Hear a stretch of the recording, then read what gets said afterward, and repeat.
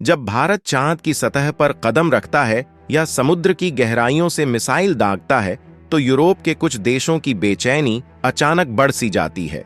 फिर चाहे भारत कोई नई तकनीक विकसित करे या अपनी सुरक्षा को लेकर कोई ठोस कदम उठाए, उससे नाटो देशों की नींद हराम हो जाती है। वे भारत को संघर्ष, संयम और अंतर्राष्ट्रीय मूल्यों का ऐसा पाठ पढ़ाने लगते हैं जैसे कि मानो उन्होंने नैतिकता का ठेका ले रखा हो। लेकिन यही पश्चिमी देश तब खामोश रहते हैं जब चीन खुलेआम डेटा चुराता है, पाकिस्तान सीमा पार से आतंक भेजता है या कनाडा भारत विरोधी तत्वों को खुली छूट देता है। उनकी आवाज तब नहीं निकलती जब भारत विरोधियों के निशाने पर होता है। पर जैसे ही भारत अपने हक में कुछ करता है तो इन सभी देशों को लोकतंत्र, मानवाधिकार और वैश्विक स्थिरता की याद आने लगती है। और इस बार भी कुछ वैसा ही हुआ है।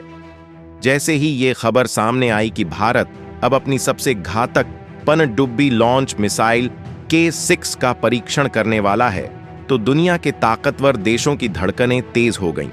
खासकर नाटो के 15 देशों ने तो बिना वक्त गंवाए भारत को सीधी चेतावनी दे दी। अगर भारत ने यह परीक्षण किया तो इसके गंभीर नतीजे भुगतने होंगे। लेकिन सवाल यह है कि आखिर इस मिसाइल में ऐसी क्या ताकत है जो दुनिया की सबसे बड़ी सैन्य गठबंधन को भी हिला रही है।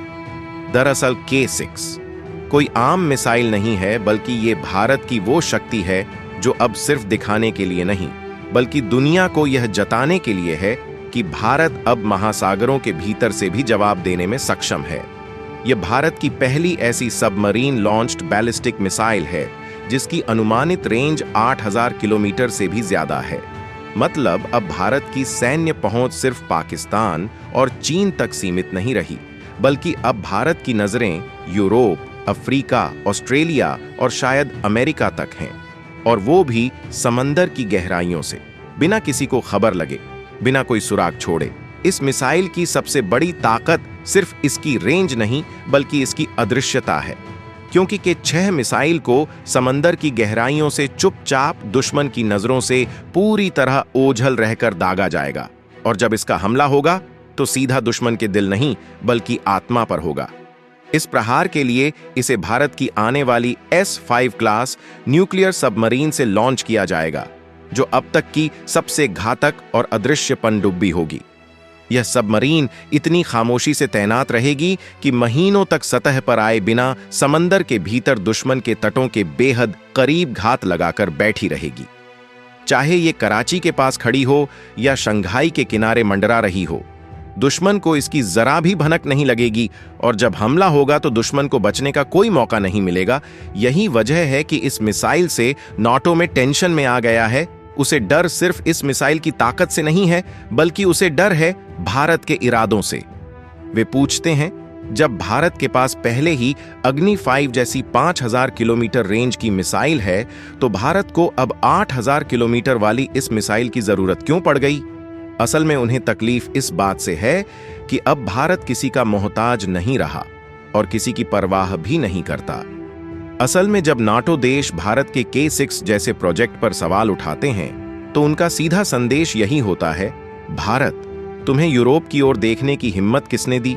यानी कोशिश ये है कि भारत को सिर्फ एशिया तक सीमित रखा जाए, एक ऐसी अदृश्य दीवार खींच दी जाए जिसे पार करना भारत के लिए मना हो। लेकिन जरा सोचकर देखिए, जब अमेरिका, रूस और चीन के पास पहले से ही 12 से 15,000 किलोमीटर रेंज तक की ICBMs हैं, तो क्या वो शांति की मिसाल हैं? और जब नाटो देश हर साल $500 बिलियन से ज्यादा अपनी सेनाओं पर खर्च करते हैं, तो क्या वो लोगों की सेवा है? पर जब भारत अपनी रक्षा के लिए एक मिसाइल विकसित करता है तो उसे खतरा कहकर बदनाम किया जाता है। ये कहाँ का न्याय हुआ? क्या इसे निष्पक्षता कहा जाएगा? भारत ने न किसी को उकसाया, न किसी पर हमला किया, न ही किसी को धमकाया। भारत सिर्फ अपनी संप्रभुता, अपनी रक्षा और अपने अधिकारों की सुरक्षा के लिए तैयार हो रहा है, क्योंकि आज भारत के चारों ओर खतरों का घेरा बन चुका है, जिसमें चीन की विस्तारवादी नीति, पाकिस्तान का आतंकवाद और साइबर वॉर की साजिशें शामिल है। ऐसे में भारत के पास एक मजबूत और आधुनिक सुरक्षा कवच होना अब कोई विकल्प नहीं, बल्कि जरूरत बन चुका है। ऐसे में K6 उसी सुरक्षा कवच का एक अहम हिस्सा है। और असल में यह मिसाइल तो बस शुरुआत भर है। और अगर नाटो देशों को इससे ही पसीना आने लगा है तो सोचिए उस दिन क्या होगा जब भारत अग्नि 6 यानी सूर्य मिसाइल का परीक्षण करेगा, जिसकी रेंज 12,000 किलोमीटर से भी अधिक होगी। तब क्या ये देश फिर से वही दोहरे मापदंड लेकर सामने आएंगे? अब फैसला आपका है दोस्तों। क्या भारत को अपने दुश्मनों से खुद को बचाने के लिए आधुनिक और रणनीतिक हथियार बनाने चाहिए या नहीं? अपनी राय नीचे कमेंट में जरूर बताइए। और अगर आपको ये वीडियो जानकारी से भरपूर और दिल से जुड़ा लगा हो तो इसे लाइक करके अपने दोस्तों के साथ शेयर करें। और ऐसे ही जानकारी पाने के लिए चैनल को सब्सक्राइब अवश्य करें। जय हिंद, जय भारत।